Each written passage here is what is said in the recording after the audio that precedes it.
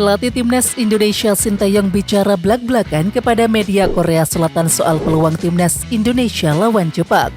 Ini menjadi pertandingan penting buat timnas Indonesia setelah sebelumnya hanya mampu meraih 1 poin dari 2 laga yang dilakoninya. Ia mengaku bahwa saat ini timnas Indonesia memang dalam situasi yang sulit. Hal ini karena setelah kekalahan dari China yang lalu, mereka harus berjuang kembali agar bisa merangkak naik ke posisi 4 besar. Namun Sintayong mengaku melawan Jepang tak akan mudah karena mereka tim kuat. Saya pikir ini akan menjadi masa yang sulit karena kami harus menghadapi Jepang, tim terkuat di grup kami, ujar Sintayong sumber media Korea Selatan wiki3.co.kr Minggu 3 November 2024. Mantan pelatih timnas Korea Selatan di Piala Dunia 2018 itu mengaku memang tak akan mudah melawan Jepang. Akan tetapi Sintayong bertekad meraih hasil terbaik dalam 2 laga ini. Apalagi timnas Indonesia akan tampil sebagai tim tuan rumah. Untuk itu Sintayong memastikan tim asuhannya bakal melakukan yang terbaik untuk bisa tampil maksimal di 2 laga tersebut. Walaupun peluang menang menghadapi Jepang sangat tipis, tetapi ia bertekad melakukan yang terbaik. Sintayong mengakui di hadapan media Korea Selatan bahwa ia bertekad meraih hasil terbaiknya di 2 laga nanti. Kabar tak sedap menghampiri timnas Indonesia. Michel Grush dikabarkan cedera saat membela FC Twente melawan Willem II di Eredivisie Sabtu 2 November 2024 yang lalu. Michel Grush tampil sebagai starter pada pertandingan itu. Akan tetapi ia digantikan pada menit ke-46 oleh Gustav Lagerbielke. Michel Grush sempat kesakitan pada menit ke-38. Melansir dari Twente Insight, pengamat Tijmen van Wissing melaporkan di akun X-nya bahwa Michel Grush keluar karena cedera hamstring dan untuk seberapa parahnya belum diketahui. Belum ada yang bisa dikatakan tentang partisipasi bek melawan Ugi Sinas, tulis Tijmen van Wissing. Pada laga ini FC Twente kalah dengan skor 0-1. Selanjutnya, FC Twente bakal melawan Nice di Europa League pada Jumat 8 November 2024. Sementara itu, Michel Grush dipanggil untuk membela timnas Indonesia di putaran ketiga kualifikasi Piala Dunia 2026.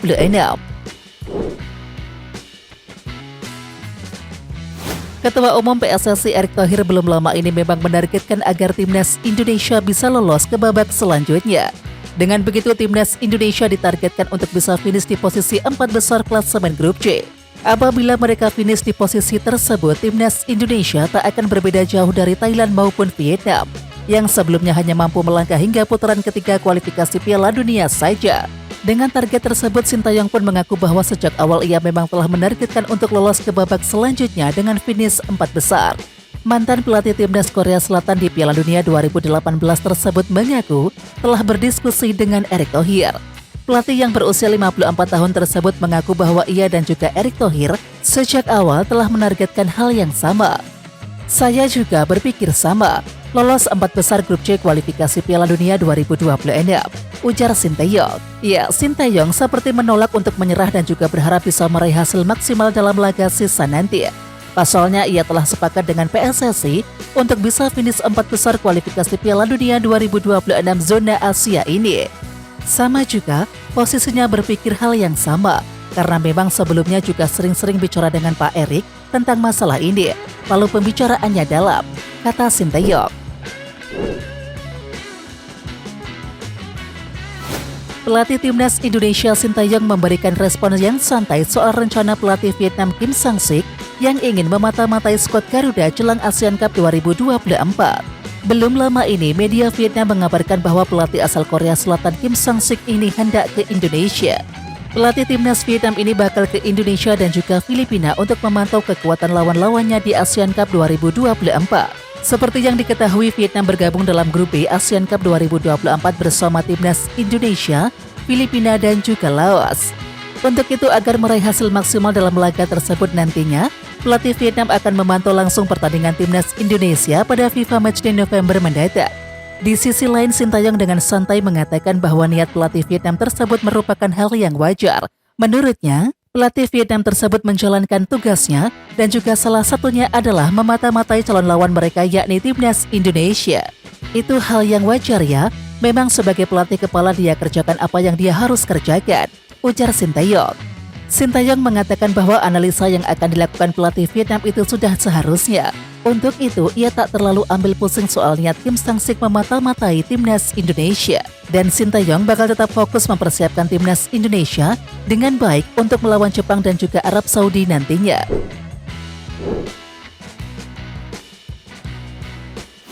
Sintayong memastikan bahwa ia tidak akan memanggil pemain senior untuk membela tim Merah Putih di Piala AFF 2024. Tidak hanya itu, Sintayong juga tidak akan membawa pemain-pemain abroad untuk tampil di turnamen tersebut. Dan juru taktik berusia 54 tahun itu mempunyai alasan mengapa tidak menyertakan pemain senior dan juga abroad ke timnas Indonesia. Katanya, Piala AFF 2024 bukan agenda resmi FIFA. Artinya para pemain timnas Indonesia saat ini tidak akan dilepas klubnya untuk tampil di Piala AFF 2024. Dan Sintayong hanya akan membawa pemain-pemain dari klub Liga 1 2024-25. Selain itu, Sintayong juga hanya membawa pemain timnas U22 Indonesia untuk berlaga di Piala AFF 2024. Dengan kekuatan tersebut, Sintayong menargetkan timnas Indonesia bisa masuk ke final. Seperti yang kita tahu, ini bukan periode FIFA Matchday. Selain itu, turnamen ini bukan juga yang diresmikan oleh FIFA. Jadi kemungkinan besar sulit bagi saya untuk panggil pemain-pemain yang berkarir di luar negeri, kata Sintayong.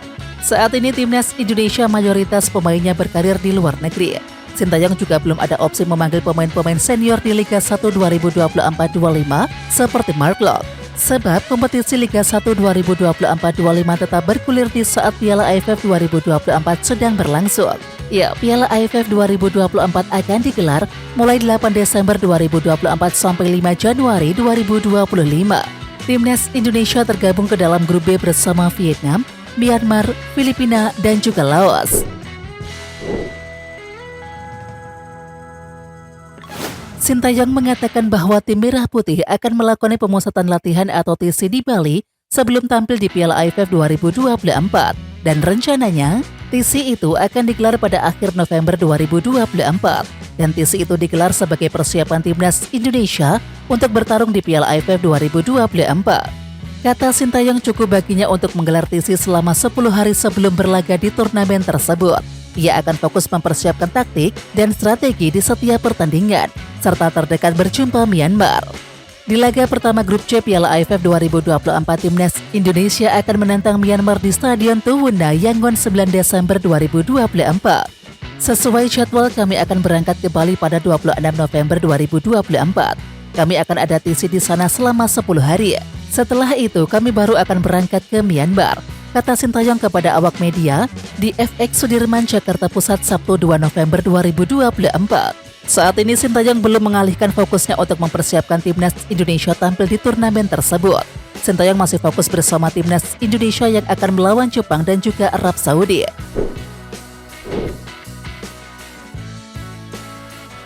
Pemain timnas Indonesia Asnawi Mangkualam diberikan kepercayaan bermain bersama Per FC dalam laga ke-12 Thai League 1 2024-25 di Thammasat Stadium Pathum Thani, Sabtu 2 November 2024. Bermainnya Asnawi Mangkualam cukup mengejutkan karena sebelumnya ia dikatakan mengalami cedera. Dan kabar ini disampaikan secara langsung oleh pelatih timnas Indonesia Sintayong. Sebagai gantinya, Sintayong memanggil Yakob Sayuri, Yanja Sayuri, Muhammad Riyandi, Justin Hapner dan juga Ramadan Sananta. Di samping itu, Asnawi Mangkualam memang sempat dikabarkan mengalami cedera. Cedera itu didapatkan Asnawi Mangkualam pada tanggal 20 Oktober 2024. Port FC melaporkan bahwa Asnawi Mangkualam mengalami cedera otot dan juga hamstring robek. Waktu pemulihan cedera itu berlangsung selama 2-4 pekan. Cedera Asnawi Mangkualam bisa cepat sembuh tergantung otot dari pemain. Dan ternyata Asnawi sembuh dalam waktu cepat. Hanya 2 pekan saja mantan pemain PSM Makassar itu dapat sembuh dan bisa membela Port FC. Sayangnya dia tidak dimasukkan namanya oleh Sintayong untuk membela timnas Indonesia melawan Jepang dan juga Arab Saudi. Sementara itu, Asnawi Mangkualam duduk di bangku cadangan pada laga Port FC melawan Bangkok United. Pemain yang berposisi sebagai bek sayap kanan itu baru dimainkan pada awal babak kedua, tepatnya pada menit ke-46, dan Asnawi Mangkualam masuk untuk menggantikan Supanan Purera. Saat masuk, Port FC sedang tertinggal 0-1 dari tuan rumah. Asnawi Mangkualam bermain lugas menjaga pertahanannya. Namun tetap saja Port FC kembali kemasukan gol lewat aksi Muhsen Al-Ghassani. Port FC akhirnya kalah 0-2 dari Bangkok United. Dan Asnawi Mangkualam tetap tidak dipanggil lagi membela timnas Indonesia melawan Jepang dan juga Arab Saudi. Di sisi lain, timnas Indonesia dijadwalkan akan melawan Jepang pada laga kelima grup C putaran ketiga kualifikasi Piala Dunia 2026 zona Asia di Stadion Utama Gelora Bung Karno Senayan Jakarta Pusat Jumat 15 November 2024. Selanjutnya, timnas Indonesia akan berjumpa dengan Arab Saudi pada laga ke-6 grup C putaran ketiga kualifikasi Piala Dunia 2026 zona Asia di SUGBK Selasa 19 November 2024. Asnawi Mangkualam dipastikan tak masuk dalam daftar 27 pemain yang dipanggil untuk memperkuat timnas Indonesia di laga lanjutan kualifikasi Piala Dunia 2026 zona Asia. Situasi ini membuat netizen Indonesia membanjiri komentar di Instagram pribadi Asnawi Mangkualam. Pemain asal Makassar tersebut mendapatkan dukungan dari netizen setelah ia tak masuk dalam daftar pemain timnas Indonesia untuk melawan Jepang dan juga Arab Saudi. Tak sedikit yang memberikan semangat agar Asnawi Mangkualam bisa memperbaiki diri ke depannya. Motivasi untuk Asnawi Mangkualam memperbaiki kekurangannya pun terus diberikan. Bahkan tak sedikit yang menyinggung soal pemain kelas dunia seperti Lionel Messi dan juga Cristiano Ronaldo yang pernah blunder. Akan tetapi mereka mampu bangkit dan juga membuktikan.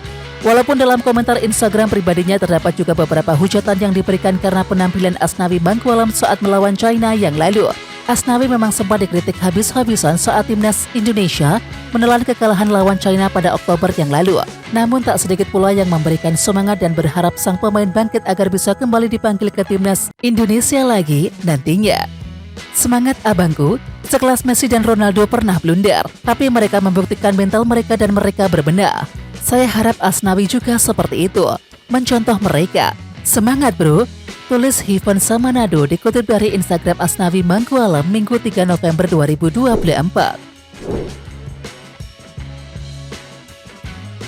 FC Dallas memamerkan 4 prestasi kipernya yakni Martin Paes di Liga Amerika Serikat atau Major League Soccer setelah dipanggil membela timnas Indonesia di putaran ketiga kualifikasi Piala Dunia 2026. Dalam laman resminya, FC Dallas mengumumkan bahwa Martin Paes dipanggil memperkuat timnas Indonesia untuk melawan Jepang dan juga Arab Saudi di Stadion Utama Gelora Bung Karno Senayan Jakarta. Lebih lanjut, FC Dallas memamerkan sederet prestasi yang diraih oleh Martin Paes di MLS.